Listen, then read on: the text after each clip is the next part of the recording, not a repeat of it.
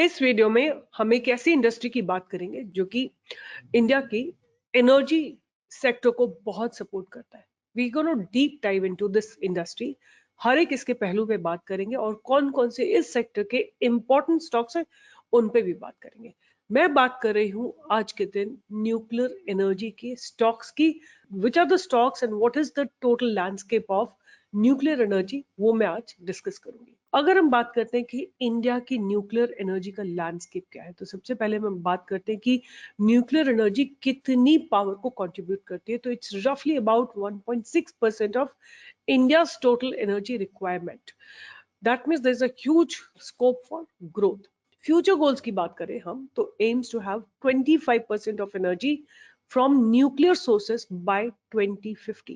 That means अभी हम कितना है 1.6%, and the growth that can be expected is roughly about 23.4% more can be added from here. अगर हम बात करें कि इन्वेस्टमेंट इंपॉर्टेंस क्या है इसकी, तो diversifying energy sources and mitigating fossil fuel cost is crucial for India's growth, right? तो अगर हमारे पास बहुत सारे like we have wind energy, solar energy, अगर हमारे पास न्यूक्लियर एनर्जी के भी अच्छे खासे रोबस्ट पावर प्लांट्स होंगे, it can really substantiate India's energy needs. उसकी बात करते हैं पावर इंडस्ट्रीज ओवरव्यू। अगर हम बात करें कि ग्लोबली इंडिया कहाँ रैंक करती है, तो India's rank is third in both electricity production and consumption world wide. अगर कैपेसिटी जो इंस्टॉल हुई है उसकी अगर हम बात करें तो 442 गीगावाट एज ऑफ अप्रैल 30, 2024। और अगर हम बात करें एफडीआईज के इनफ्लो की, तो total 18.28 billion have been inflow from 2000 to 2024 and 2.67% of India's total FDI। अगर हम पावर सेक्टर के ब्रेकडाउन की बात करें तो फोसाइल फ्यूल से जो पावर जनरेट होती है वो है 56.8%, कोल से अबाउट 49.1% एंड गैस से अबाउट 6%, नॉन फसाइल फ्यूल से अबाउट 43%, रिन्यूएबल जहां से आती है 41.4% एंड न्यूक्लियर से आती है 1.6%। Let me give you once again the total idea. अगर हम टोटल एनर्जी स्पेक्ट्रम की बात करते हैं तो 57% आता है फसाइल फ्यूल से, which is gas and the coal. Non fossil fuel which is renewable energy, वहां से आता है 43%, जिसमें रिन्यूएबल एनर्जी से 41.4% and 1.6% from the nuclear energy. अब गवर्नमेंट क्या है इस डायरेक्शन में इनिशिएटिव ले रही है so that more and more nuclear plants can be established. Budget increase किया है 50% boost in the power sector funds for year 2024 and 2025। अगर हम फोकस एरिया की बात करें तो it's going to be on the green hydrogen, solar power and green energy corridors targeting 2030। अगर हम न्यूक्लियर सेक्टर एंड इंडिया की बात करते हैं तो ग्लोबल कंट्रीब्यूशन इज रफली about 10% of global electricity from nuclear plants as of 2023। मतलब जितने भी इंटायर वर्ल्ड वाइड जो 10% एनर्जी है वो न्यूक्लियर पावर प्लांट से जनरेट होती है। डोमेस्टिक डेवलपमेंट की बात करें तो extensive capabilities in the nuclear fuel cycle including the advance PFBR reactor. Reactor stats basically अगर हम बात करें, there are 23 operable reactors in India, 7 under construction और एक one has been shut down.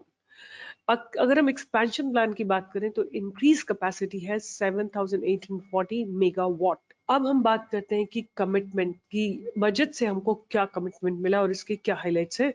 तो emphasis on nuclear energy for India's energy mix, that's one, and then private partnership developing small modular reactors and advanced nuclear technology, उसके लिए they are doing the partnership with different companies।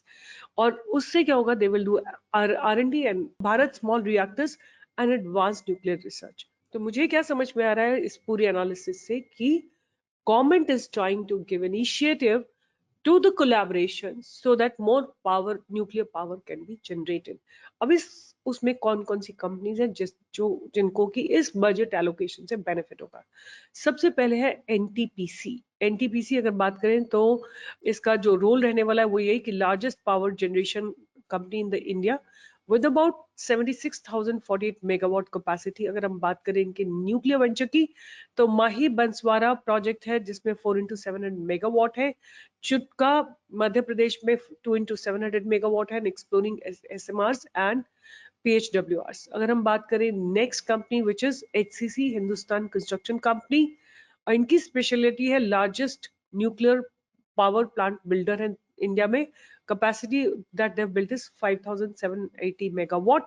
तो दो stock आपके सामने आ गए. पहला आ गया NTPC, दूसरा आ गया HCC, तीसरा है भारत हेवी इलेक्ट्रिकल्स. इनका फोकस क्या रहने वाला है? Power plant equipment including nuclear gas turbines. और अगर बात करते हैं नेक्स्ट स्टॉक की which is Larsen and Toubro, इनका फोकस रहने वाला है engaged in diverse sectors including nuclear. और लास्ट में जो मैं बात करूंगी फिफ्थ स्टॉक की विच इज एमटार टेक्नोलॉजीज. अगर इनके पास बात करें ऑर्डर्स की तो they are expected to have over more than 500 crore orders from nuclear tenders by June 2024.